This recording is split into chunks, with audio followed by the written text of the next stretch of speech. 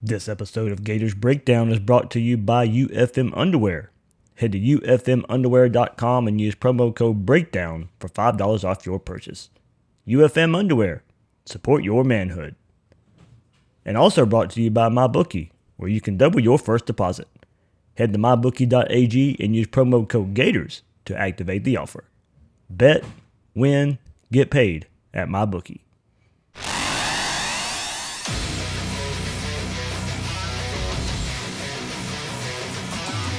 Gators Breakdown, the Gators fan podcast, because there's never a dull moment in Gator Nation. This is David Waters with Gators Breakdown, teaming up again with Unkle Stilt from the Big Three Roll-Up and Stadium and Gale podcast. We get together with some other Gator media members to share what our thoughts of the Gators 2019 season so far and a look ahead. Without further ado, here is another edition of the Gator Panel. Thanks for tuning in to the mid-season Gator Panel. I'm Silk, and I'm the host of the Big Three Roll-Up in Stadium and Gale. I'm co-hosting this with Gator Dave from the Gator Breakdown podcast, and alongside a group of writers and reporters, Nick Torre from the Gator Country, Dan Thompson from Stadium and Gale podcast and Gator Country, and Zach Abolverdi from Locked On Gators podcast. Fellas, how's it going? Doing good. Doing well. Doing good. We're hanging out at 71. Yeah, man. Dave's gonna shoot off a series of questions. Better than things are going in Coral Gables and Tallahassee right now. Oh, absolutely, man. It's the flagship doing flagship things, man. It's feeling nostalgic around here. Dave gonna kick it off with a series of questions, and I'm gonna follow up with some as well, man. We're just gonna kick it and hang out, man.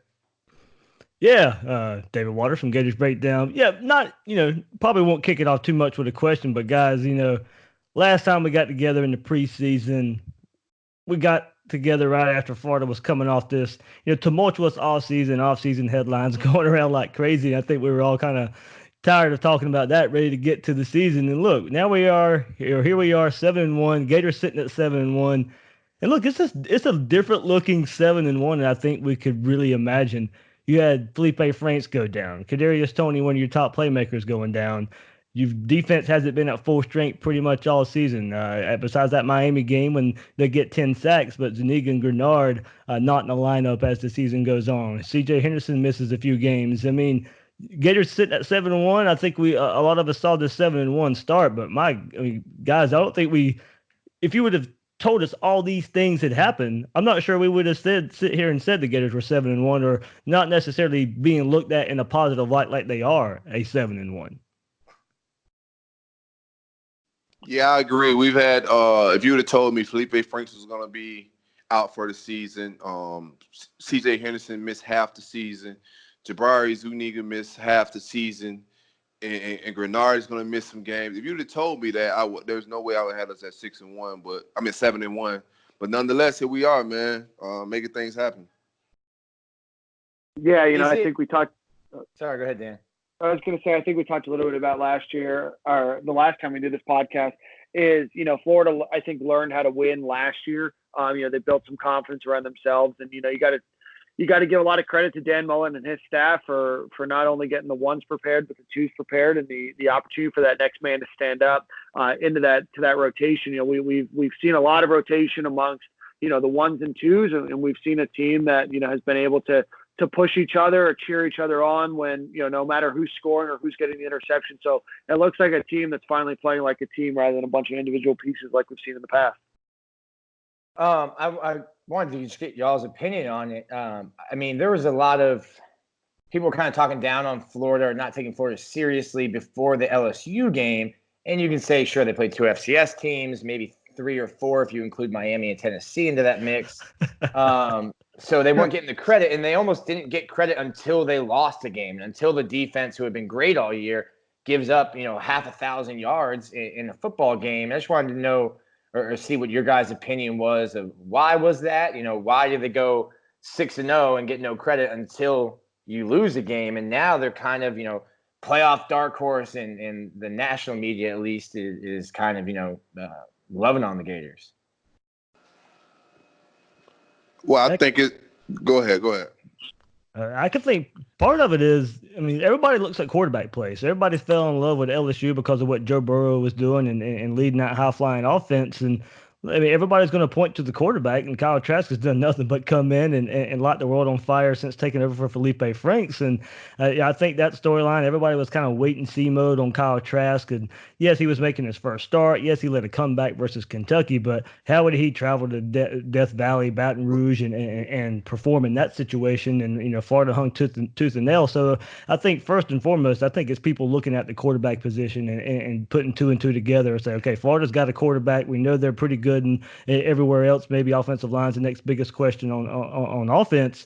Team that with defense has kind of fallen by the last two games, but in that LSU game, the worst game of the season for them, and then bouncing back and playing pretty well against South Carolina. But I think it all just goes back to quarterback play and how the national media really looks at that position and kind of makes an opinion on the team. And since Kyle Trask has come out and played well, I think that has a lot to do with it. Well, I think you're right. I think it's somewhat right because I thought Kyle played good the Auburn game, and they were still getting a lot of disrespect even after that game. I just think that people didn't believe in that because we've had these flashes of 1 year we win 10 games and the next year we kind of falter off a little bit.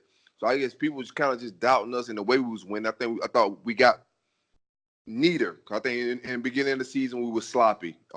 We have like these first half we played totally sloppy games.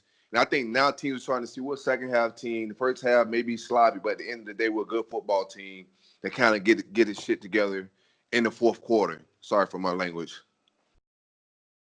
I just think we just like a better football team, and like the country's starting to recognize it, man. But it did take a shootout loss to LSU for teams to start respecting us. I think that's it right there. So seeing is believing. People have seen what Florida has accomplished. They had 2 trips to Atlanta pretty recently, but nobody in the national media at least looked at Florida any of these years in the last decade as a legitimate SEC, potentially title contender nationally until that trip to Death Valley. Because you go into that game and everyone knows how good the Tigers were going into that matchup, and then to see them jump on Florida the way that they did, and Florida to go toe-to-toe with them and take the lead in the second half and have a quarterback making his first road start throw for 300 yards at night in Death Valley. I mean, Florida quarterbacks, we all know, don't do that. So I think a lot of people came away from that game, the David Pollacks of the world and some of the other national folks that have been giving the Gators love, saying, man, if Florida gets matched up in a neutral site game in Atlanta against LSU or against Alabama, now they can actually compete. And I don't think people were saying that about Florida under Jim McElwain, and they certainly weren't saying that under Will Muschamp. Yeah, and I would say that, the one thing, and I agree with a lot of what you guys have said, I think the one thing is the first, 6 games of the year, whether it was schedule, whether it was, Miami wasn't very good, Tennessee's rebuilding for the 10th year in a row, whatever it is, for the first time there was, Auburn has a freshman quarterback, they stopped looking at excuses to why the Gators were winning, and then they actually looked at the product on the field. And while Florida did lose by 2 touchdowns, they threw an interception on the 2-yard line into the end zone, and then that play a couple plays later turns into a touchdown. So Florida at the end of the day played that game really strong. I think a lot of teams saw what Florida could be, and I think what another thing is they're finding ways to win. Last year we talked about Florida found a bunch of ways to win ball games, and this year they're finding ways to win. And I think people are starting to think, hey, maybe it's not just a fluke. Maybe Florida actually has a pretty good football team. And talk about ways to win, guys. I mean, I think we come into this season thinking this run game and this offensive line would be maybe a little further along than where it started. It's starting to find its legs a little bit the last couple of weeks and in October. But you had the injury at quarterback, and you would have thought, if you're 7-1 and the change at quarterback, you probably would have thought the run game would have been further along by now. Yeah. At the end of the day, Florida over the last few games starting to figure it out. The one thing that we talked about, on this podcast and Dave and Soak, we've talked about on ours, and Nick and Zach, you talked about in yours as well. It's like, Florida's replacing a lot. And even though Florida wasn't replacing them with young guys, they were, their inexperience, and their inexperience in playing with each other. And it takes time, but they've definitely been able to do better against Auburn, against LSU, and then against South Carolina, where they finally look like they're coming into their own a little bit. Florida's getting a little tricky with the way that they're running some of these runs. And, ultimately, I think they're starting to learn and grow. As much as we want to talk about how, we would love to have Florida a great offensive line every year, when you graduate, your top 4 starters, it's going to take a little bit of time. And I think that they've done well progressing. And I'll give John Hevesy, all the credit in the world for putting some guys out there that, have really started to get better. And if we can make a change, maybe on that right side of the ball, maybe at the tackle position, I think Florida might even be able to go a little stronger there. Do you think, quick question, let me just throw like a little devil's advocate. Do you think Dan Mullen's philosophy with the run game is changing? I think it looks like traditionally Dan Mullen has been a run to open up the pass guy. Just watching the South Carolina game, it looked like we passed to open up the run. What do you guys feel about that? Yeah, I think that's probably the make of any good coach. You've got your system, and this is the way he's done things for, 15 years, 20 years. But hey, we're not going to just, keep beating our head against the wall and make it work.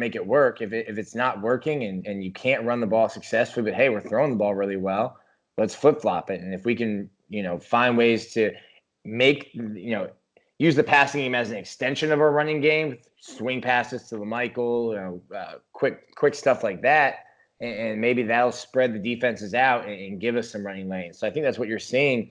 The thing I've seen 2 years now is the coaching staff uses, I guess, just learns about the team, and as the season progresses, they continue finding ways. Okay, we'll take this out, we'll add this. We don't do that well, we're not going to keep trying to do it. We do this well, and how can we build off that? So I think you saw that last year with just the learning and the growth of, Felipe Franks and his knowledge and how he ran the offense. And I think you're seeing that now, like what you just said, Silk, with using the passing game first. And that's not typically what a Dan Mullen offense has been. There's a coach roaming the hallways there with a visor that can speak to that strategy there. I'm sure speaks his mind on that one. Hey, Dan, you run that play I drew up yet? Dave, I thought you had the observation of the week on Twitter when you listed LaMichael Pirines stats from October and September. Yeah. I mean, those were eye-opening numbers. And I got jumped on because people don't want to count that 88-yard run. Why?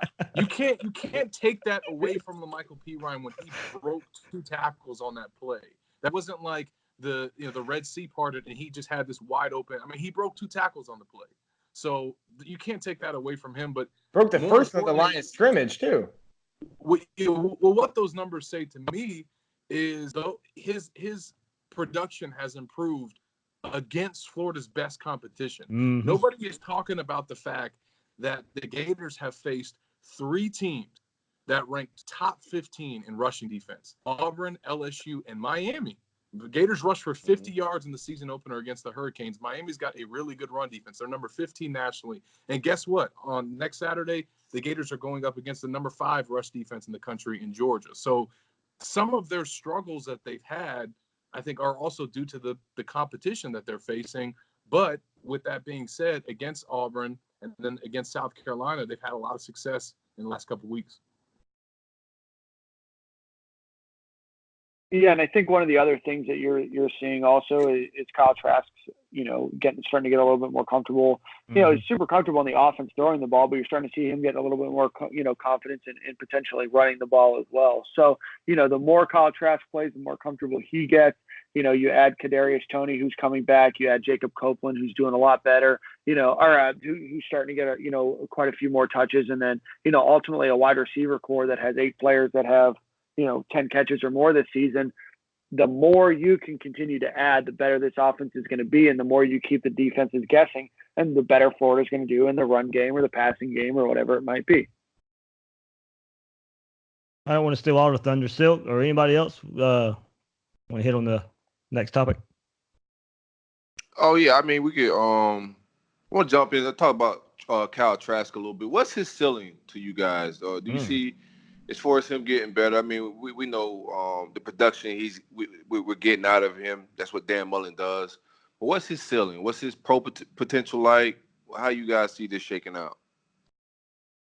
I still think the best is yet to come for him. And look, I'll admit it. I know I've had to admit it many times. I wasn't on the Trask train at all, but before this, I thought there It's was a no. hive, Dave. You're a member of the hive. Yeah, No, right. I started it. Let's get that out there. Silk, That's give me my facts. That's props. facts. That's Yep. facts. I know Nick was behind it as well. Dating back to last year, some of the panel episodes, but Fake news Dan back at it again. But look, guys, I mean, full bore. There was no way I saw this coming, or even close to this. I just didn't think it was there, honestly. So look, I'm as the fan in me absolutely loves it. I'll give credit where credit is due. He has come in and shown more than I ever thought he could. Look, I still think the best is yet to come. I think this running game that we just talked about is going to improve as well. That's going to help him out. You're going to get Kadarius Toney back. The Georgia game that can unleash another playmaker that will help him out. And he's only going to get better with experience. He still doesn't have a lot of it. And game by game, he's going to get better. He's going to get better and better. And go back to we've talked about it just a second ago. The biggest test so far, he went and played very well in Baton Rouge, Death Valley against LSU. So look, yeah, I think the more experience, getting your best playmaker back, I think the run game gets better as well. The defense can put him in some situations, and I just think plain and simple, Dan Mullen's going to make him better. There's going to be a lot more working with Dan Mullen, another offseason of that, and we'll get to it when it comes to it. We don't know what the quarterback situation looks like next year, but you'd have to think he's at the top of it right now, and he's going to get another offseason to maybe prepare as a starter, something he hasn't really had to do or gotten the chance to do yet. So I just think a lot of things are adding up to where I still don't think we've seen the best Kyle Trask can put out there. I think somebody that's far from it. Oh, go ahead. I think far from it. You're talking about a kid who, I mean, credit to him. I don't think I would have, especially at that age, had the maturity to continue going to practice at the same school. And I mean, he had his chances. Honestly, if he doesn't break his foot, he probably starts that South Carolina game. Last year, was it South Carolina? No, yeah, it was after the Missouri loss. He probably starts that week against South Carolina, gets injured and doesn't get the opportunity. So he's had chances to win the starting job or chances to play. There's just been a series of unfortunate events that have kept him out of it. But there's things like the pocket presence and fans are getting on about fumbles and he's holding on to the ball too long. That's stuff that you can't really learn and develop in practice. It's not live reps. You're not getting hit. You don't have to worry about it. No one's going to touch you. And then you get into the game and you've got some bad habits and you need to feel that thing out. So I think we're just starting to, really see what he will develop into. And we're really far from, a finished product of Kyle Trask. Yeah, no, I agree. As somebody that I just looked at my tweets since April 8th, 2016, have been a big fan of Kyle Trask. As somebody that's been a big supporter of him for years, I'll say that I feel like we're not close to his ceiling, but I feel like his ceiling isn't quite NFL potential. I think that he's a good quarterback. I think that he's going to do really well under Dan Mullen. I have him starting next year as well, with Emory Jones working in as well. But I don't know about his pro prospects. He would really have to work on his arm strength. I think he'll work on his pocket presence. His throwing motion, his ability to do progressions, they seem fine. But I don't know what his pro potential is. But I think he's going to be a good, serviceable quarterback for the Gators, and I think he put Florida in a better position to win some of these games than I think Felipe Franks might have. I'm not sure I see Felipe Franks leading that team back to win. Just with maybe trying to do a little too much. What I like about Kyle is that he doesn't seem to want to do too much. He wants to seem to follow the game plan that's put in front of him. So I like him a lot. I think that he's the starter for the rest of this year. Obviously, I think he's the starter next year. I'm certainly wishing the best of luck, after that. But he might make a roster for a little bit, but I'm not sure he's an NFL quarterback.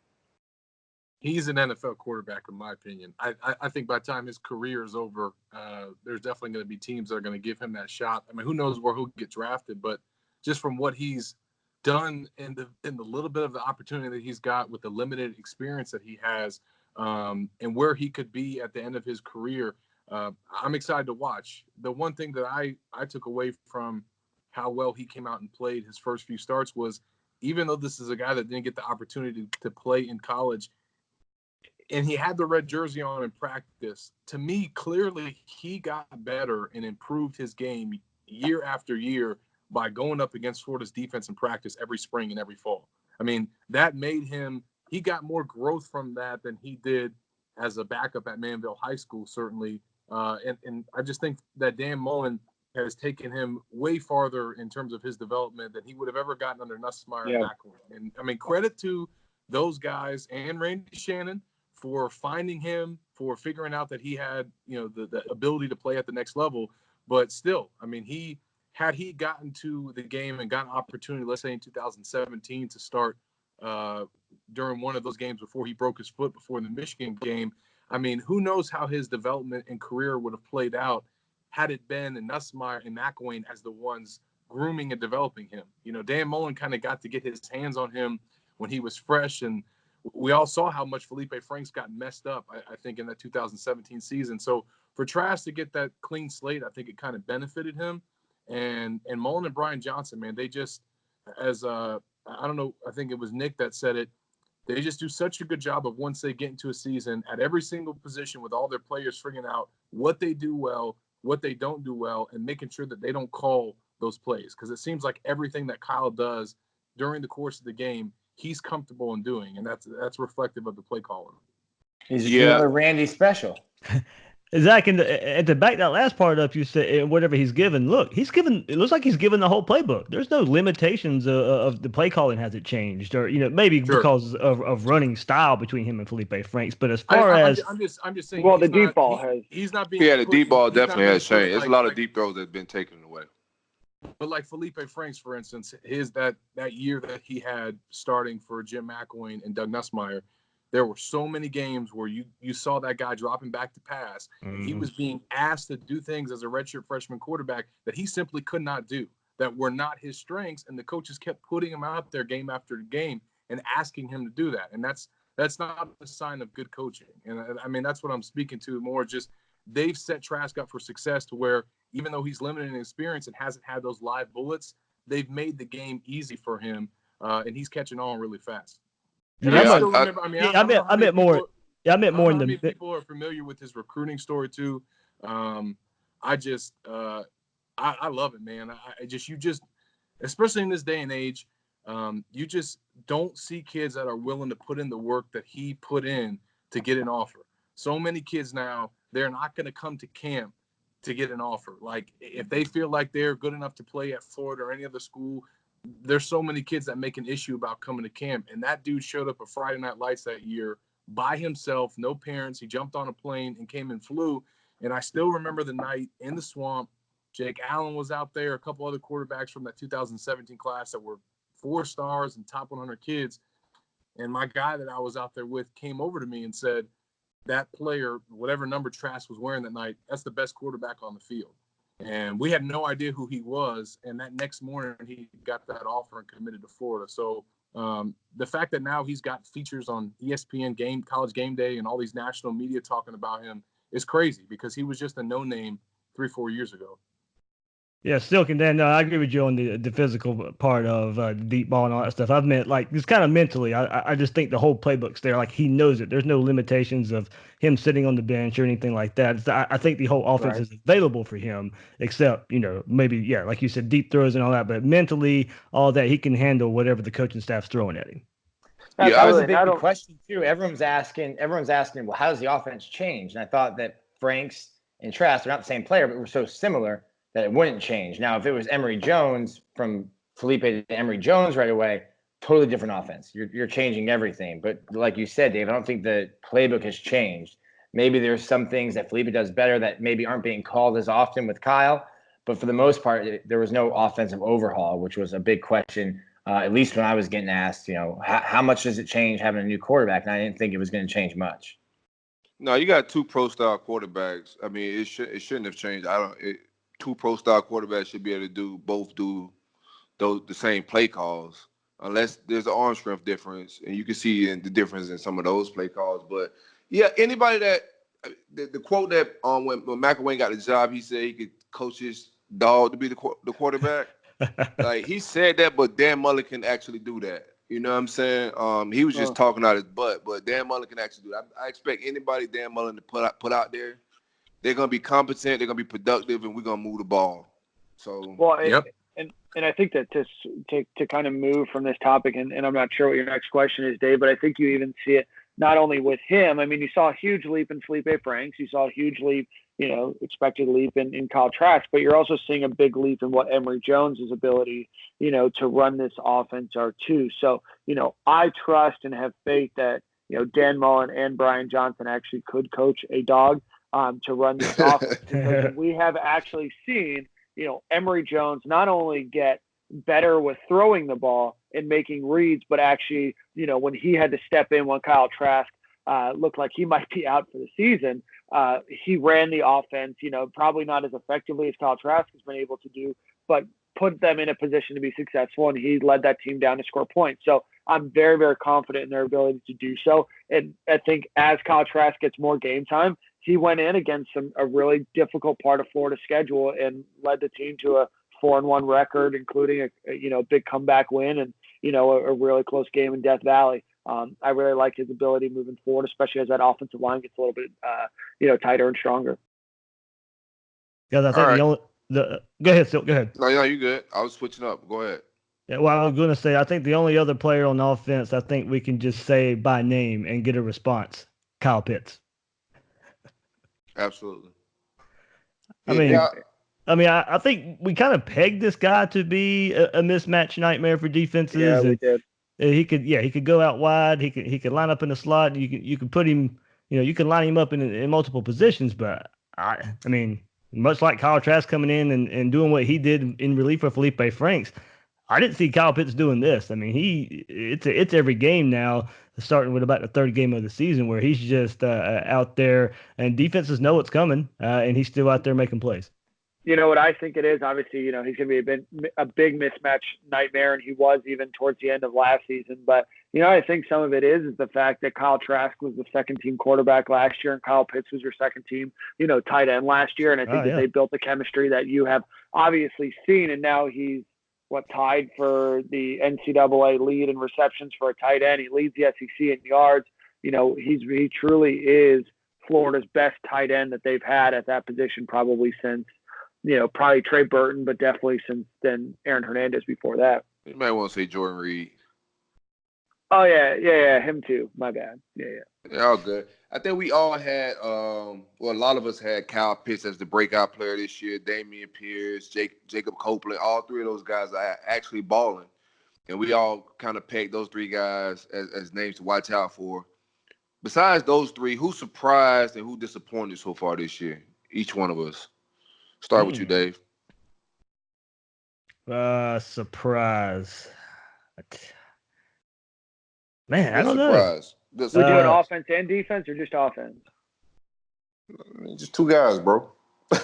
Okay, I'll go defense first. Jonathan Grenard on defense. I thought he'd be good. I didn't think for what it's still been limited from what he's done. But I mean, starting with that Miami game and pairing him with Jabbar Zuniga as well. I mean, from game one, he looked better than I thought I can imagine. I thought it would be hard to replace Ja'Kai Polite in the production that he brought to the team last year. But man, I mean, just as an all-around player, an all-around defensive end, Jabbar Zuniga, what he brings to the table, it's. I saw him. I went back and watched a lot of tape at Louisville, or a lot of games at Louisville, and I was like, okay, this guy, he's doing it there. He's still not. He's not what he was doing since he's been playing in a Gator uniform. He hasn't matched. What he's doing in a Gator uniform is by far better than what he was doing at Louisville. But then I could tell there was a complete package there. And okay, would he be able to fit into Todd Grantham's defense right away? Yes, he recruited him, but he didn't necessarily play under Grantham for a long bit of time. So how would he transition to what Todd Grantham wanted him to do in replacing Ja'Kai Polite, replacing that type of production? And as an all-around player, as an edge setter at defensive end, what he's doing, I can't. I'm so impressed there. Disappointment, man, that one's tough. Dave. I'm gonna say Trey Dean. I had bigger expectations for Trey Dean. I wanted to see how he'd replace Chauncey Gardner-Johnson at the Star, just because his size there. I thought there was a potential there that if he could kind of replicate what Chauncey Gardner-Johnson can do from that position, he's a little bigger than Chauncey. I was like, maybe there's a chance to make some more plays from that position. But no, he just can't replicate anything what Chauncey Gardner-Johnson was able to do in the all-around playmaker that he was, and helping out with Polite and Vashawn Joseph there. I didn't think it'd be that big of a drop-off at star, just because I like what I saw from Trey Dean and something he could maybe build on last year. I know he played outside, moving inside. I thought he'd make that transition. I thought he'd be able, with another offseason of training, be able to get somewhere near that. But that's not happening. I agree. I'll say for me, the biggest surprise is Kyle Trask, right? I mean, if you say Felipe Franks goes down, and Kyle Trask's ability to step in and play as well as he had is a huge surprise. I said that Florida would go 11-1 this year. Shameless plug for me. I also said that Florida would probably be 7-1 at this point in the year. Again, another shameless plug for me and my accurate predictions. But I also said that that's subject to change depending on injuries, and one of those injuries would obviously be Felipe Franks. And Kyle Trask's ability to not only run this offense, but maybe even run it a little bit more effectively than Felipe Franks has is such a huge win for Florida. I agree on Trey Dean. I think he's playing a little out of position right now, but I'm going to go with Gene DeLance. And the biggest reason is because he's, he was a top flight recruit, went to Texas, transferred to Florida, has had a number of years, and we're just not seeing it on that right tackle position. He's constantly getting beat. I've seen him on his butt a few times. So that's disappointing. Florida really needs to lock down that right tackle position, and I was hopeful that it would be him, a guy that's been in the program for 3 years, I think a redshirt junior, and he's just not getting the job done. So that's a pretty big disappointment for me. Yeah, I would agree with Dave's pick on Grenard. I mean, I didn't think that he would come in and be, potential. You're looking at a team MVP, I mean, if you think about what he's meant to the team and how much they've missed him since he's been out. Just to pick somebody else, I would probably go with Sean Davis. I'm not surprised that he has emerged as a starting safety. I'm more surprised with how productive he's been. And he's had his moments where he's, been inconsistent too. But if you look at if you subscribe to the PFF grades, and I know the Florida coaches don't, but if you look at his stats, he's in some categories performing the best out of all Florida's defensive backs. So for him to kind of step up the way that he has, I think that's been a good sign, even though Florida still is sticking with their 4-man safety rotation, which I know drives Gator Nation nuts. But, we need to have that conversation next. Yeah.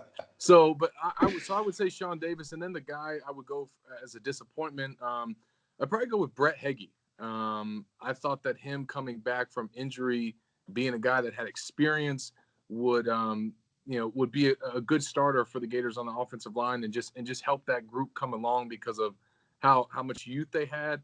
And he had that 1 week where he won SEC Lineman of the Week, but he's had other games where he's just really struggled against some of those linemen that he's been matched up with. And some of it, I guess, maybe you just chalk it up to, Miami and Auburn and some of those other guys just having better defensive linemen than the likes of Brett Heggie. I just thought that he would be kind of a guy that you would look at as maybe the best offensive lineman or one of the best, and he's just been kind of another one of those guys in that group that have struggled. We just keep moving down the offensive line. I guess I'll I'm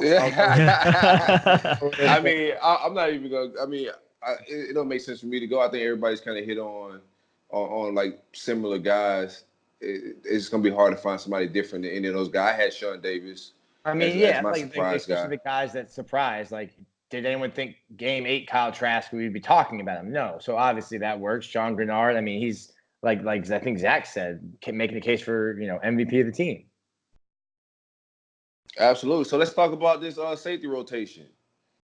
Why are we still rotating safeties, fellas? I don't think any of us like it. No comment. No comment. I don't want no heat. Everybody afraid of safety gate. Y'all know why I'm scared. It's connection. I'm not saying nothing. I think Donovan Steiner's doing great. No, I'm not a coward. If I were to write it, I'll jump on this first. Look, Donovan Steiner, man. The one thing I will give him credit on is he somehow, somewhere or another, finds a way to be at the right place at the right time. And that's the one, and that's been his saving grace throughout his time the last couple of years is, the big plays that he's made in big games against Auburn, against Mississippi State last year. He had the game-sealing pick against LSU after Brad Stewart's interception. So he's had his moments, but he has, according to the stats, been the least productive safety. And why Florida keeps pressing that issue of rotating all four guys. Todd Grantham said this week that it's to keep guys fresh. Okay, that's fair. But at some point, production has to outweigh keeping guys fresh. And if you have players on the field that are not getting it done, I think if you want to have better safety play, that trumps trying to keep guys fresh in the game. Yeah, no, I agree. You hit all of the points that I want to, and it's not just that. I don't think that any of them are bad. I just think Florida's been able to do good things with all of the safeties on the field. I just think that there is a marked improvement. The statistics show it, and ultimately your eyeballs show it too, that Florida is better when 2 and 31 are out there with 1 and 3. The defense is just better. At the end of the day, if they're not fresh, that's a strength and conditioning problem. I don't think Florida has a strength and conditioning problem. I think that's an excuse. We've also heard the excuse that they agree amongst all four of them that they should switch out, and Ron English is like, yeah, we're just going to play all four of you. If that's the way that we're doing our coaching, I've got some questions about coaching. That at the end of the day, I want to see 2 and I want to see 31 out there, 75% of the game, and then you could put 29 and 13 back there. It's not that 13 doesn't make plays. It's not that 29 can't make plays. It's just that more consistent safety play, unless mistakes happen, both in statistics and in your eyeballs when 2 and 31 are out there. Yeah, I agree. I'm going to go with this, though. The star position also is, like, after seeing Bernie play this last game versus South Carolina and watching him run with their best receiver down the field like he did, I want to see something different at the star position. I'm just go ahead and put it out there. I want to see Amari Bernie. Yeah, you're right. You hit it. I wrote about it. I said he needs to be playing there. That's what I thought after watching the game.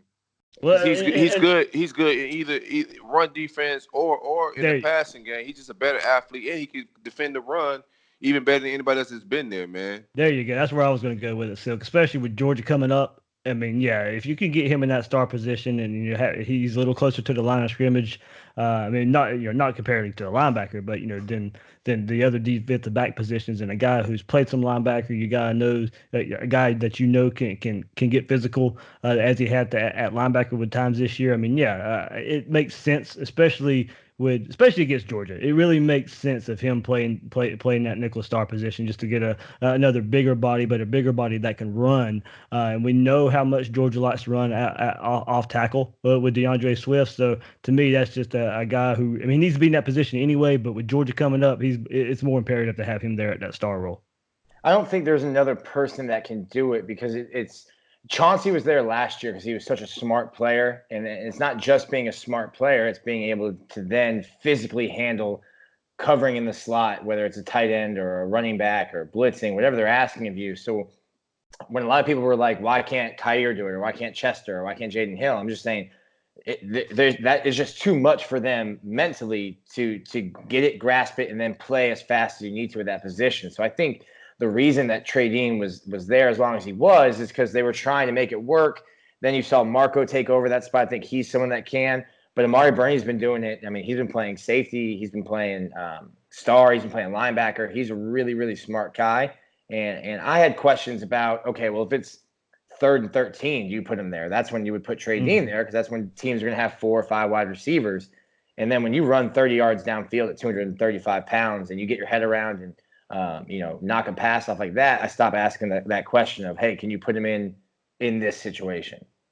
Hey, you guys, just sticking to secondary right quick. Surprised at the play. A lot of people out there have noticed Henderson Wilson. Look, there's a high standard for those guys. Absolutely. DBU out there, high standard. And they haven't played terrible at all this year. But have they met the high standard that a lot of fans out there put on the outside cornerback positions with Wilson and of Henderson out there? Well, let me go first because I mean, if we're talking fans, of course, now a receiver can catch a 12-yard slant, and you'll see people tweet out, "Oh my God, CJ's getting cooked this year." So I think like fans' expectations is not real life. A lot of them just don't know. Like you're gonna get beat. It's just part of the game. It's good guys on the other side as well, but they're not getting. Nobody's coming out and just throwing the ball and pitching it around the field on us. You know what I'm saying? LSU was a good team and they look good, but other than that, I think CJ and Marco both are playing very good this year. I think they had the lapse early in the season with tackling, but they cleaned that up in the South Carolina game. But no, I can't complain about the corners at all. It's ridiculous, and I tweeted it today that anybody would suggest that C.J. Henderson is saving himself for the draft. Come on. Oh, people. God, yeah. Come on, people. Somebody said that to me on radio. I've seen it on Twitter. I know that that's a conversation that fans like to have. Everybody accused Vernon Hargraves of doing it, but y'all don't. Well, Zach, did you watch that 2015 season? I said people accuse Vernon Hargraves of doing it, but I know C.J. Henderson. I know his mentality. I know his makeup. And I've seen the way he's played when he's been healthy and he's been on the field, and it doesn't look to me like a guy that's preserving himself. I mean, in that aspect, Vernon's still saving himself for the draft day. C.J. Henderson sprained his ankle against UT Martin, missed the rest of the game, and was in Dan Mullen's office Sunday trying to play the next week against Kentucky. Like, there's no saving himself. That's not what he is. Yeah, I think you can make the argument he's out there playing, 80% maybe with that high ankle? He's definitely not 100% healthy. There's no quit. There's no saving himself. He was trying to play on the sprained ankle that eventually took 3 weeks to heal to get him back in the game. So I wrote about that today. Todd Grantham has been coaching football since before C.J. Henderson was born. And on Wednesday when we talked to him, he said he's the best player, professional or college, that he's ever coached. And I mean, Todd Grantham's coached some ballers. Yeah, not only that, you're going to finally see Florida, hopefully, with a healthy offense or healthy defense, against Georgia. At some point throughout this entire season, except for that Miami game, Florida has been missing at least one of their stars, whether it's at defensive back with C.J. Henderson, whether it's with Zuniga, whether it's Grenard, or whether it's just been a couple stingers. Brad Stewart was out, at the beginning of the season. So, Florida's going to finally be at full strength against Georgia. And obviously, the better you guys have players at the defensive line, the safety, and the linebackers, the better your cornerbacks are going to play and the better that they're going to look. The same way the better your cornerbacks are playing, the better your safeties and linebackers and defensive line, etc., are going to look. So now that Florida's healthy, you're going to continue to see Marco Wilson continue to improve where he was off for a year. C.J. Henderson is playing great. At the end of the day, like Silk said, these guys are going to get beat every once in a while, but, they're not allowing big plays. They're, C.J. Henderson, I think, has 9 pass breakups in 4 games this season. I mean, the guy's playing incredible. So I like what we've seen out of them as the team continues to get better and it continues to get healthy. I like to see them to do even better. And Marco Wilson, I mean, he didn't get enough credit to me because everybody was talking about how much LSU torched for the secondary and the numbers that Burrow put up. But I thought Marco Wilson did a fabulous job replacing Trey Dean at nickel after he got benched. Absolutely. I mean, he was locked down. Absolutely. And so, shout out to Kyrie too, because Kyrie came in and was playing on the outside at one point. Man, I wasn't mad at that trio whatsoever. No. So I just look, as y'all said at the beginning, I just think that because they're so good and it's DBU, there's high standards, and there's some fans out there that think that these guys shouldn't give up a catch. I don't know if they ever watched football before, because Janoris and Joe was getting beat too, bro. Like, there's nobody ever lined up University of Florida that never got beat. Guys get beat. It's part of the game. There's nobody that lined up ever on a football field that never got beat. Like, this is how it happens. That play by Brian Edwards on South Carolina's first series of the game, that was an incredible catch by him. I mean, C.J. Henderson was right there. Yeah. So, that happens, in the SEC. But if anybody's banking off 50-50 balls, we'll live with that. That was a 50-50 ball. Yeah. So we at 7-1. This is the mid-season Gator panel. How you guys see this playing out for the rest of the season? Let's get our predictions for the rest of this thing. Who will start? I'll start. I Dan think starts. Florida's He predicted everything Dan, perfectly Dan's before the the year. innovator. Yeah. as He's the the guru. innovator here, as the guy that went out on the limb real early. I think that Florida was I going to had go us 11. undefeated every year, so I don't know what you're talking about. Yeah, you're a fan. Silk hasn't you're predicted a loss since 1990. That's right. Until they lose, right? Yeah. No, I still like Florida to go 11-1. I don't think Georgia's playing all that well. I think Florida getting their defense back healthy is going to be a big improvement. Kadarius Toney coming back. I think that Florida can beat Missouri. I think they can beat Vanderbilt, and I sure as hell know that they're going to beat Florida State. So I like my prediction of Florida at 11-1. And looking forward to taking my winnings and heading out somewhere tropical to celebrate. Yeah, I agree with Dan. I agree with Dan. I think Florida finishes 11-1, and it's just a matter of what happens in Atlanta.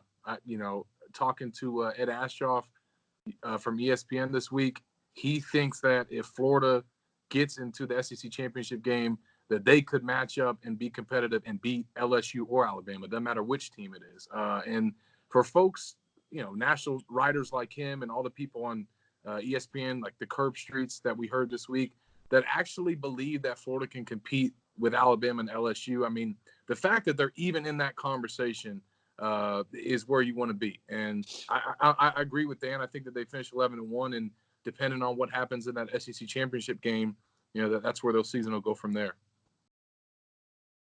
Yeah, before the season, the last panel, I picked Gators 10-2. I'm U-turn. I'm going to take a U-turn. I'm going 11-1 as well. I think they do beat Georgia, and I think Gators end up in Atlanta. So, yeah, I have no problem switching that. The fan of me is happy. I'm picking the Gators 11-1 right now to finish the season there. So, yeah, I like that pick. I think I'll go with it as well. Yeah, I picked Florida to win the SEC East back in Birmingham. Did they?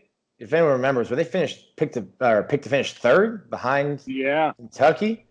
So I must have been the only one picking them, I guess. There's a lot of disrespect out there. I thought they were picked second.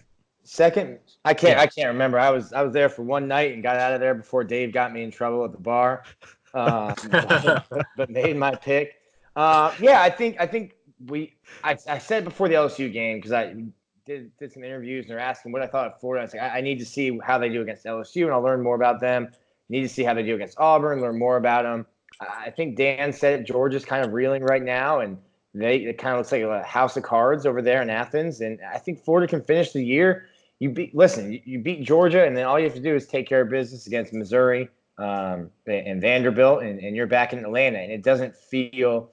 Maybe I'm stuck in the moment, but I think you guys would agree. This wouldn't feel like the two times that Jim McElwain got to Atlanta. Now, if you go to Atlanta and lose 50-2, maybe you feel differently about that, after the game. But I think Florida will finish the rest of the regular season off undefeated, and it'll be LSU or Alabama, and that'll be a great game. A rematch versus LSU on a neutral site would be a game that I'd love to see.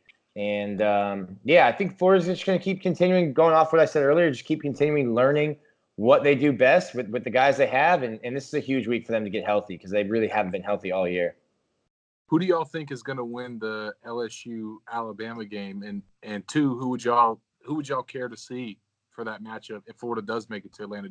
Would you want to see a rematch, or do you want to see Florida-Bama? I prefer Bama. I mean, it just means more, So I think we can give Bama some problems, man. So I want to see Bama for that reason. But I think LSU is going to beat them. I think it's going to be us and LSU in the SEC championship game. I don't think Tua's healthy, and I don't think they're explosive enough, man. It's crazy to say, looking at the receiving core that they have, but LSU is looking real good this year, man. I don't think nobody has a read on what their offensive coordinator is doing, because he's new to the league. Yeah, I think I'm going LSU as well. Even if Tua does play that game, I don't think he's going to be anywhere close to 100%. He'll have to stay in that pocket a bit more. I expect LSU to bring a whole bunch of pressure and 5-6 guys more times than not, and make Tua have to beat them. I know that game's a few weeks out, but yeah, I think I'm rolling with LSU there too, and them in Atlanta. Is the game in Baton Rouge or in Death Valley? Or in Tuscaloosa or Death Valley? I believe it's in Alabama. Then I like LSU. It's in Tuscaloosa. So I like LSU by 7. Then if it was in Death Valley, I liked them by like 13. I think LSU just looks really strong. Alabama has some weaknesses, and I think it's not. I don't think it's a talent issue. I think at some point in time when you continuously change coaching staffs every year, it's going to catch up to you.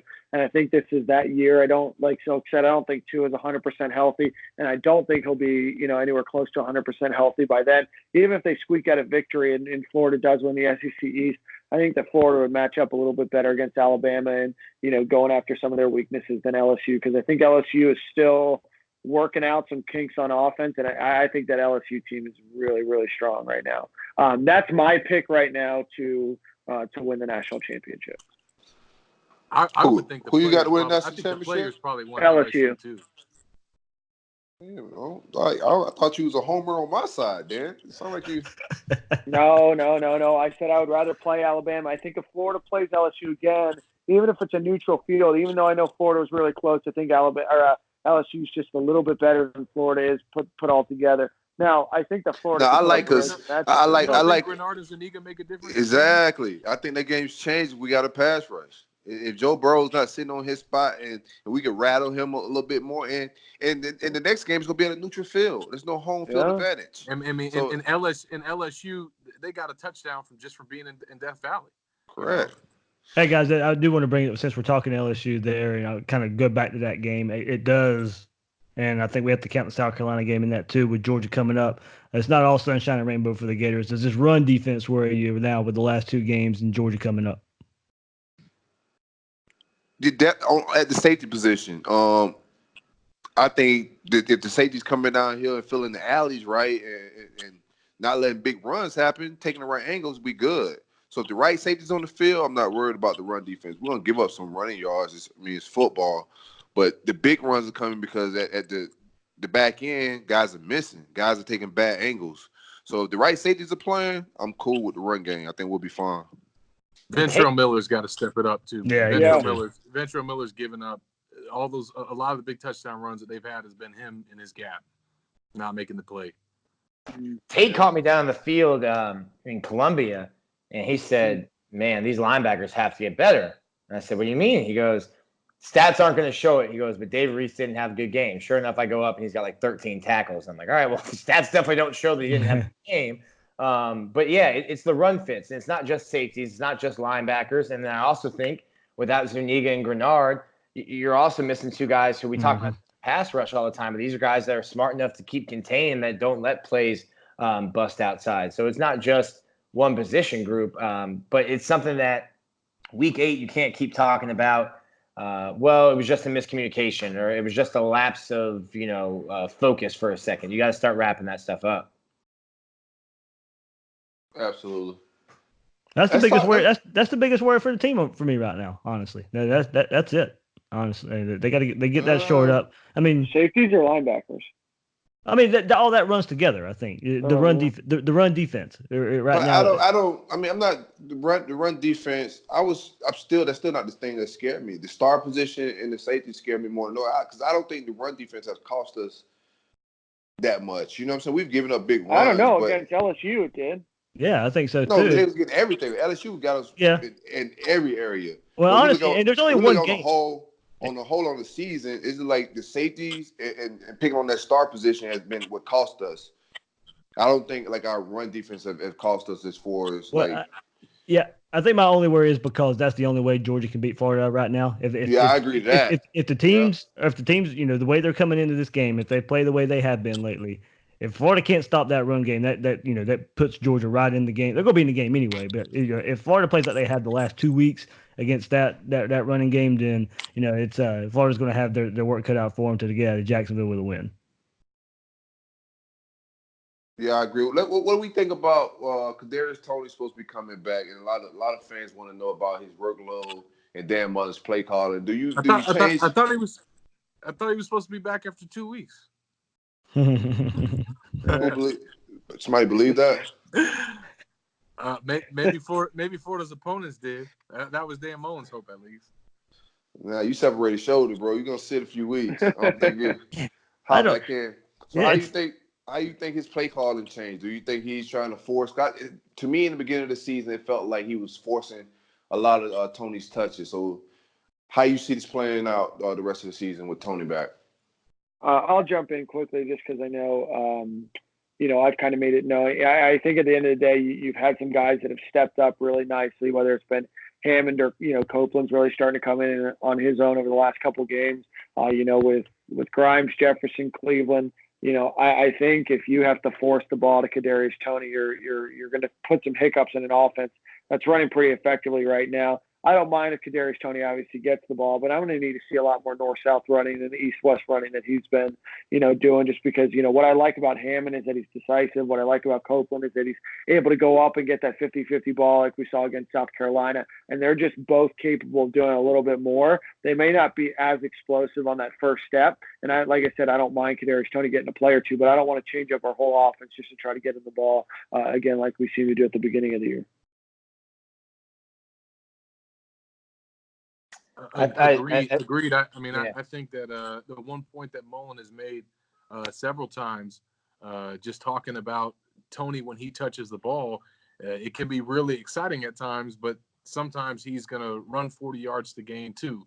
And that's not something that we've seen from Josh Hammond. He's done a really good job with those jet sweeps, obviously the big touchdown run that he had against Kentucky, but also Freddie Swain. Don't forget him. I mean, I think he's taken on as much or maybe more of the reception part of that slot role. I think Hammond's kind of taken on the jet sweeps and the running aspect, but Swain has really stepped up. In every game since Toney's been injured, he's caught a touchdown against SEC opponents. So, you're not just going to totally take away carries and touches from them, but you do want to use your weapons. I think the one thing that you could see with Kadarius Toney coming back is some of the packages within the offense that he does and that he runs really well that maybe Hammond can't do and Swain can't do. You might see those get unveiled, for a package or for a series or two. But, I'm with you guys. I don't think that he should force feed the ball to anybody because they got so many options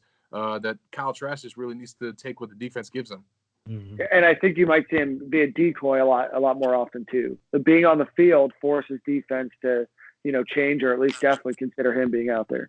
But I tell you what, I think that it was, as much as maybe people didn't see it back then, a blessing in disguise for Florida that he got hurt, because if he would have been healthy all season and been the focal point of the offense that he was supposed to be, the number one player with that jersey, I mean, he was supposed to be able to have a season that he could have turned pro with. And now he's probably going to come back for his senior year, and that's going to be huge because you're losing Van Jefferson, you're losing Freddie Swain, you're losing Josh Hammond, and you're losing Tyree Cleveland. So now you have a receiver core coming back with him.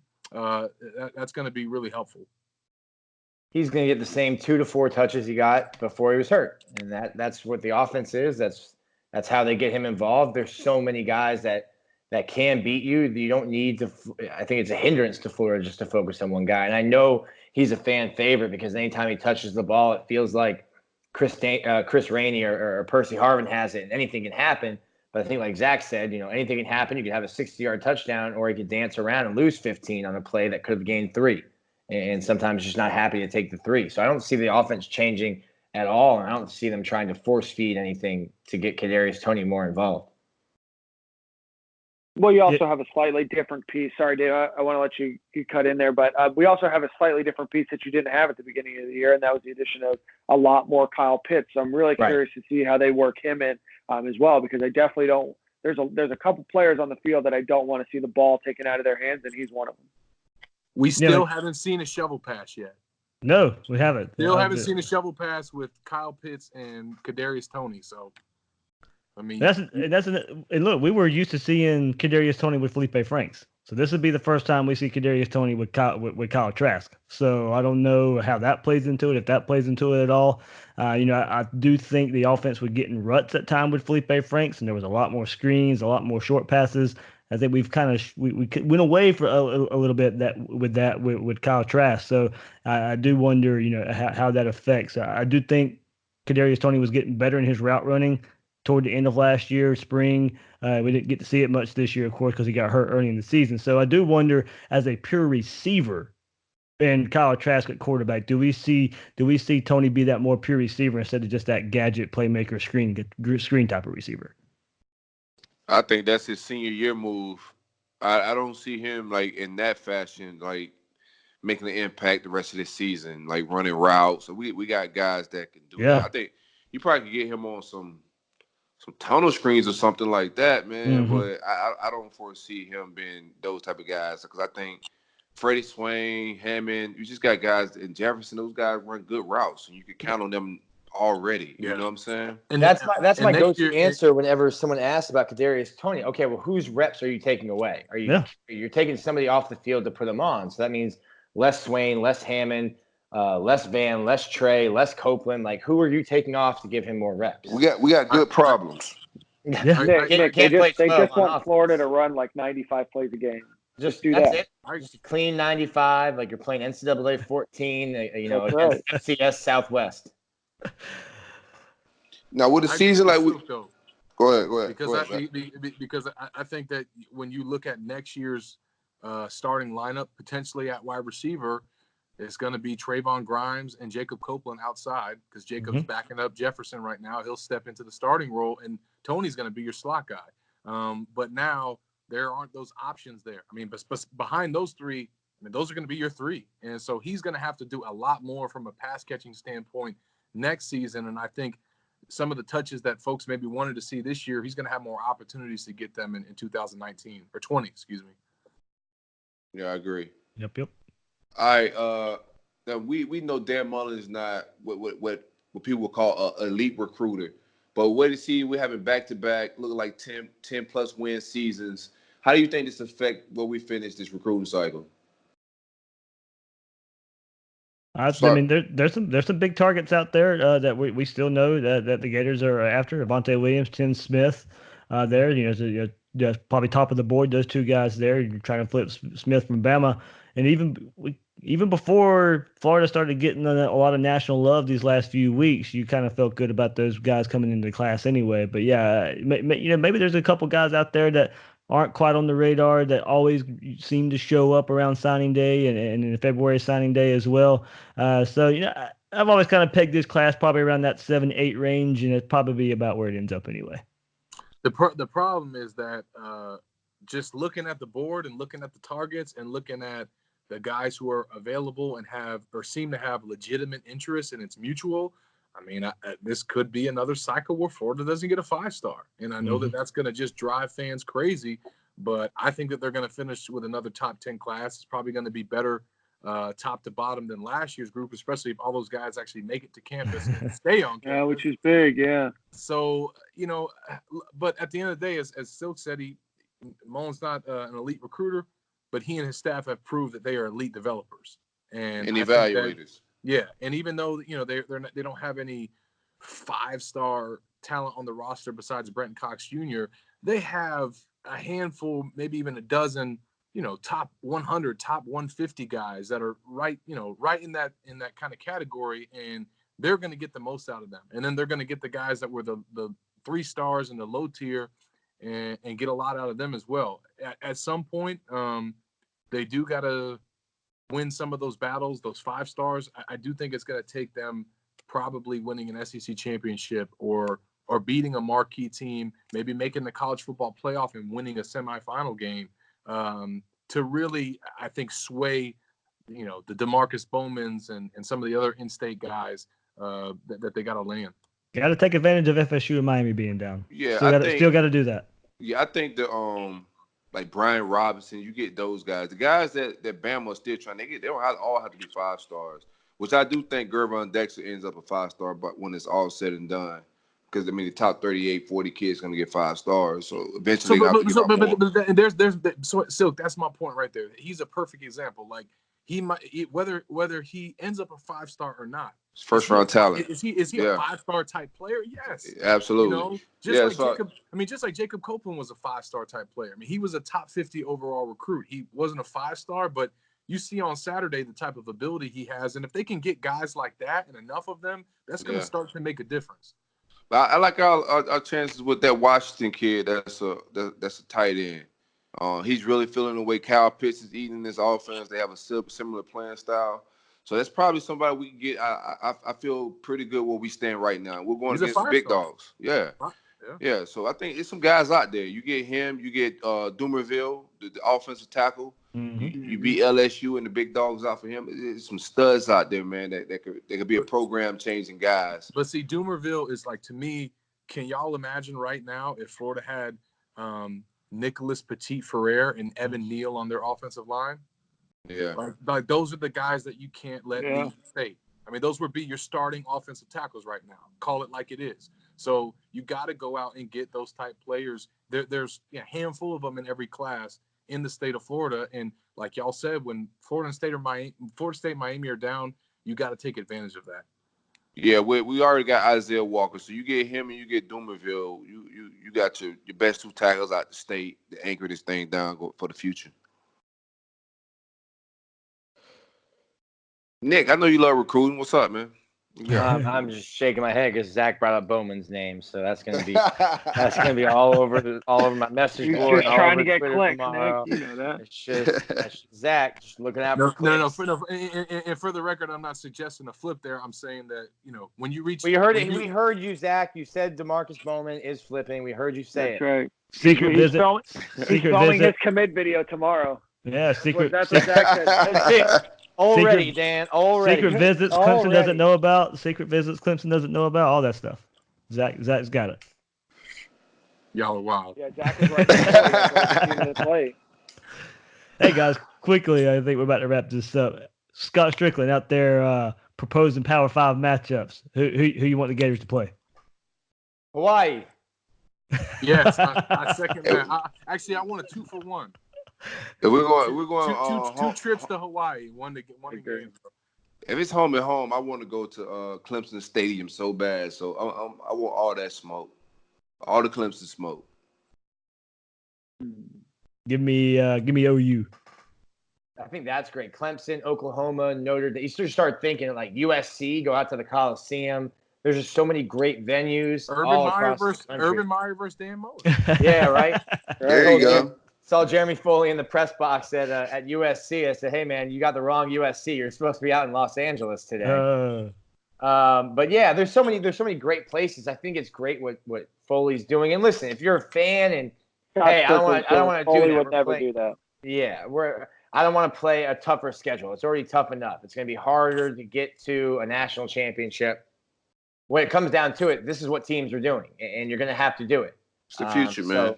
I want to see. I think eventually Ohio State or Penn State. I'd be down. That'd be great. Yep. In my opinion on this, when all these teams start doing these big matchups every year, and they're going cross country to play out of the conference, eventually the playoffs is going to get bigger. So you might as well set yourself up for like those big games because that's what's going to happen. Like eventually they're going to expand the playoffs more than 4 teams. Oh man, that's another show in and of itself. Already. Yeah, I want to see Florida. Florida has a lot of matchups with the Big Ten. A couple with the Big. I don't think they have any with the Big 12. A couple with the ACC. I'd like to see Florida play in the Pac-12, maybe against like a Washington or an Oregon, something just completely out there, completely different. Or USC. You guys mentioned that as well. But I don't know if Florida's ever played Oregon. I don't imagine a situation that Florida would ever play Oregon or Washington except a national championship. So I'd like to go out there to Autzen Stadium or to Washington Stadium, and Washington's cool, man, because they've got a river. Just go all over the map, Dan. Yeah, just go around the map real quick, bro. I'm George Reister. No, I am not afraid. I like Florida by 25 over Oregon today. But like Washington would be really cool. You have a lot of Gators that live up there in Washington, but they have a really cool tailgate setup similar to like Tennessee with the river right there, and they do all the water and boat tailgating as well. So sign me up for any place where you can tailgate on a boat and walk into a stadium. I think George lost his invite to the Riverboat Dan. Hey, does Willie Taggart survive the season? Absolutely not. I hope he do. I hope he. Where's the money coming from? Newberg got that money? Yeah. He paying the buyout? I don't know where the money comes. He's got that big. I don't think they can afford to keep him, man. If Big 3 roll up could pay Willie out, I wouldn't even be on here tonight. I promise you that, bro. This is the thing. I grabbed coffee with TJ the other day. We were talking about this. It's not just buying Willie out. Obviously, that's a ton of money. It's the fact that you're going to have to pay whoever you hire a boatload of money to come there, and then you're going to have to get their assistants and everything else. So it's not just a $17 million buyout. Plus, They also, can't. The city you have can't to- afford it. They yeah, can't. you have to throw another $40 million and That's what they got to do. Yeah. He's just tarnishing their brand too much. I don't see a way they keep him. Like, I don't see a way you can sell this. Like, the city of Tallahassee is hurting right now. Hotels, restaurants, it's like business is dying. So I don't see a way that they keep him. That's a damn shame. The brand's dying. Like, you know what I'm saying? I just don't see like how they could do it. I think they're gonna miss 2 bowls in a row. There's not one reason to keep them except money. I think somebody's gonna pony that bread up. They got to. Dang, this was fun. Yeah, man. And then you got Manny Diaz. I don't think he's any better. I think he's about the same lane as Willie Taggart. We're blessed right now. Imagine paying Temple $5 million just to get the coordinator back, and he's 3-4, and it's not looking any better. That's all wild. right, fellas. Y'all got any shout outs? No. Shout out Dan's travel agent. She's probably buying a new house. Right. Y'all go, In Wyoming. Yeah. y'all go listen to Eternal Bliss by Zachariah, streaming on all platforms. There you go. And I know Will Salmon was supposed to be on. He has some travel problems. Got the flight delayed. So I'll get him that's why I right travel people for the future. If y'all in Jacksonville next week, pull up, hang out with us at the tailgate. Hit us up.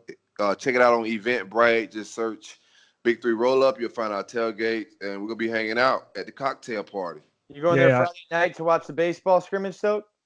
I'm gonna be there Friday night, but I'm gonna be watching my grandma. Man, I'm gonna go check out my family up there. Yeah. I do have a party Friday night too in the Mandarin area in Jacksonville. So good cover band, Julia Gulia, playing at a local bar here in Jacksonville. So everybody out there listening, if you're in town, hit me up, Twitter, and let me know. I'll be and then big shout out to me. Jacksonville. Big shout out to me. This will be the first game of the season that I'm attending, so that's any reason for you to attend the UF Florida Georgia game. Just to come see me, come hang out. Got my tickets. Been pimping out the timeline for a couple days now, trying to find the best tickets. What's your record, Dan? Don't you know your record? Oh, hey, if you give me a second, I'll find it out. I told Scott Strickland I should be invited to every big game that Florida has. I also have the really fortunate past of being at UF when they were really good, and this is me just stalling, which makes for terrible radio. So I'll find it. Yeah, bro. Like, what do you got going on here? you just want to play the whole country. We just asked you for one team you like to play. You went around the whole map. Yeah. Now this. Don't kill me again. All right, bro. Just tell them next show. Tell us the record next show. Yeah, bro. I'll throw. Yeah. Sorry, the app isn't very good. As long as on November 2nd it's 1-0, I think we're good. Yeah, we're good. As long as if you pull up next week and we lose, we know it's you, bro. Already. Might be already. All right, everybody out there. Thanks for listening to this edition of the Gator Panel.